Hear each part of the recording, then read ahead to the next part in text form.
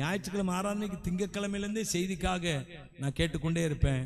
அல்லது செய்திக்கு வார்த்தை கொடுத்தாருன்னா மனசுக்குள்ள அது ப்ரிப்பேர் ஆகிக்கிட்டே இருக்கும். சனிக்கிழமை ஞாயிற்றுக்கிழமெல்லாம் சனிக்கிழமை காலை, சனிக்கிழமை ஃபுல்லா, இன்னும் ஞாயிற்றுக்கிழமை காலையெல்லாம் ஒரு பரபரப்பு உண்டாயிரும். இன்னும் ஆண்டவரை தேடணும், இன்னும் பிரசன்னம், இன்னும் வல்லமை, இதுதான் நோக்கமாவே இருக்கும். நான் எல்லாத்தையும் பேசிட்டு இருப்பேன், அதை பார்த்துட்டு இருப்பேன், இதை பார்த்துட்டு இருப்பேன். ஆனால் இருதயத்தில் ஓடிக்கொண்டிருக்கிறதுலாம் என்ன தெரியுமா? கர்த்தருடைய பிரசன்னத்தினால் நிரம்ப பண்ணணும். சும்மா போய் நான் வெத்து ஆளாக போய் நின்ற கூடாது. ஹல்லேலூயா. இங்க வந்து நிக்கிறது எப்படி நின்ற கூடாதுன்னா, வெற்றி ஆளா போய் நின்ற கூடாது. தேவனுடைய வல்லமையோடு, ஹல்லேலூயா, தேவனுடைய பிரசன்னத்தோடு, தேவனுடைய வார்த்தையோடு போய் நிக்கணுங்க.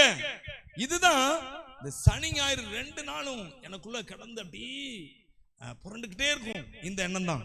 தேவ சமூகத்துல ஜனங்களுக்கு போய் சொல்லும் போது தேவ சமூகம் இல்லாமல், தேவ பிரசன்னம் இல்லாமல் போய் நிக்க கூடாது. அப்போ கர்த்தர் முதலாவது ஏன் என்னை எப்படி ஊழியக்காரன் என்று என்னை அங்கீகரித்தார் என்றால், நான் பிரசங்கம் பண்ணுகிறதையோ, நான் பாடுகிறதையோ, அல்லது நான் ஆராதனை பண்ணுகிறதையோ அல்ல. முதல்ல தேவன் ஊழியக்காரன் என்று யாரை அங்கீகரிக்கிறார் என்றால், யார் தனிமையில் தேவனோடு வந்து நிற்கிறாங்களோ. அல்லேலூயா. ஆபிரகாம் தேவனோடு நின்றாரு. அவன் சோதம் குமார பட்டணத்தை அழிக்கணும்னப்போ அவர் பேசிக்கிட்டே இருக்கிறாரு. ஆபிரகாம், ஆண்டவரே 50 ஊழியக்காரங்க தான் நீங்க அழிப்பீங்களோ? 50 ஊழியக்காரங்க தான் அழிக்க மாட்டேன். ஆபிரகாம் சொல்றாரு, 40 பேர் இருந்தா 40 பேர் இருந்தா அழிக்க மாட்டேன். அதாவது அவரு சோதம் குமார பட்டணத்தை கர்த்தர் அழிக்க சித்தம் கொண்டு விட்டார். அதை ஆபிரகாம் சொல்றாரு. அவர் ஏன் சொல்றாருன்னா, அவர் சொல்றாரு, நான் செய்ய போகிறதை என் சிநேகிதனாகி ஆபிரகாமுக்கு மறைப்பேனோ அப்படிங்கிறாரு. ஆபிரகாமின் சிநேகிதன். உங்களை என்னையும் பார்த்து அப்படிதான் சொல்லுவாரு. நீங்க தனிப்பட்ட முறையில் தேவனோடு கூட பழக்கம் விடுகிறவர்களா இருப்பீர்கள் என்றால், தேவனோடு ஐக்கியம் உள்ளவர்களா இருப்பீர்கள் என்றால், உங்களையும் பார்த்து ஆண்டவர் அப்படிதான் சொல்றாரு, இவன் என்னுடைய சிநேகிதன், இவள் என்னுடைய சிநேகிதி. ஹல்லேலூயா. போராடுறான் ஆண்டவரத்துல. ஆண்டவர் 40 பேர் இருந்தா அழிப்பீங்களா? 40 பேர் அந்த ஊர்ல இருந்தா கூட நான் அந்த ஊரை விட்டுருவேன்ப்பா. 30 பேர் இருந்தா 30 பேர் இருந்தா கூட நான் விட்டுருவேன். 20 பேர் இருந்தா 20 பேர் இருந்தா நான் அந்த ஊரை விட்டுருவேன். யாரு? ஆபிரகாம் விட மாட்டேங்கிறார் பாருங்க. திரும்ப 10 பேர் இருந்தா 10 பேர் இருந்தா கூட விட்டுருவேன். அதுக்கப்புறம் அவன் கம்மன் ஆயிட்டான். ஹல்லேலூயா. நான் எதுக்கு இதை சொல்றேன்னா, இந்த காரியத்தை ஆபிரகாம் தேவனிடத்துல அவ்வளவு உரிமையா கேட்கிற அளவுக்கு அவன் தேவனுடைய சமூகத்துல தேறினவனாய் மாறிட்டான், சிநேகிதனாய் மாறிட்டான். அல்லேலூயா. அதனால தைரியமா சொல்றாரு, என் ஊழியக்காரனாகி ஆபிரகாம் அப்படிங்கிறாரு.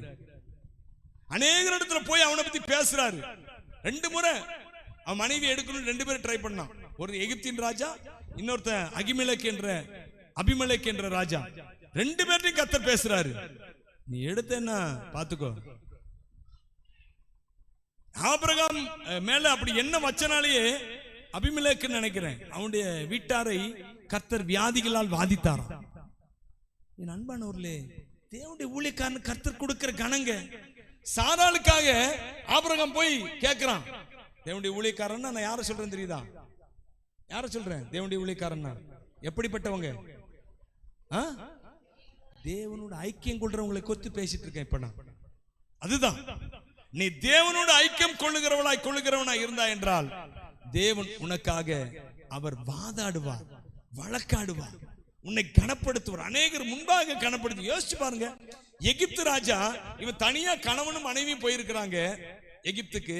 போனா அந்த எகிப்து ராஜா அவன் மேல ஆசைப்பட்டான், சாராள் மேல. ஏன்னா இவன் சாராள் என்னுடைய சகோதரின்னு சொல்லி கூட்டு போயிட்டான். மனைவின்னு சொன்னா இவனை கொண்டு போட்டு மனைவியை தூக்கிடுவாங்கன்னு சொல்லிட்டு சகோதரின்னு சொல்லிட்டான் இந்த எகிப்து ராஜாட்ட.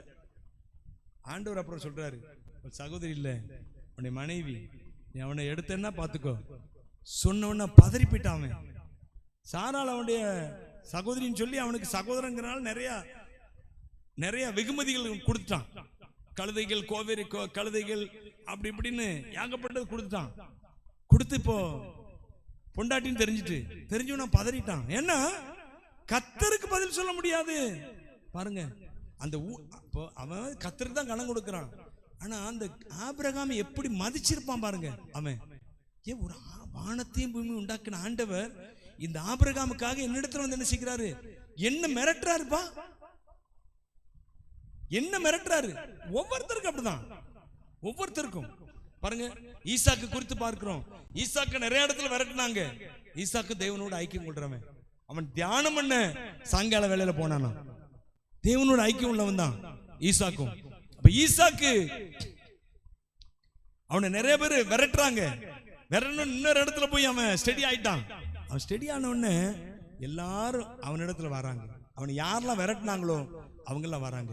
வந்து அவனிடத்துல சொல்றாங்க, அதுதான் ஹைலைட். அதுல, நீர் கர்த்தரால் ஆசீர்வதிக்கப்பட்டவராமே, உம்மோடு உடன்படிக்கை பண்ணிக்கொள்ள வந்தோம். நீங்க 26ஆம் அதிகாரத்துல, ஆதியாகமத்துல நீங்க வாசி பாத்தீங்கன்னா அவங்க சொல்ற அந்த வசனத்தை நீங்க பார்க்கலாம். ஆதியாகமத்துல வாசி பாருங்க, 26ஆம் அதிகாரத்திலே வசனம் சொல்லி வாசிங்க. 29, 26, 29. நாங்கள் உன்னை தொடாமல். 28ஆம் வசனத்திலிருந்து வாசிங்க.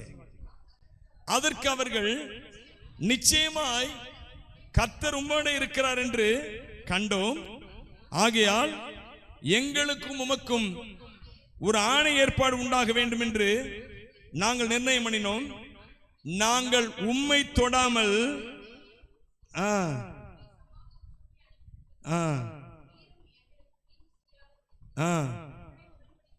பண்ணிக்கொள்ள வந்தோம். நீர் கர்த்தரால் ஆசீர்வதிக்கப்பட்டவராமே.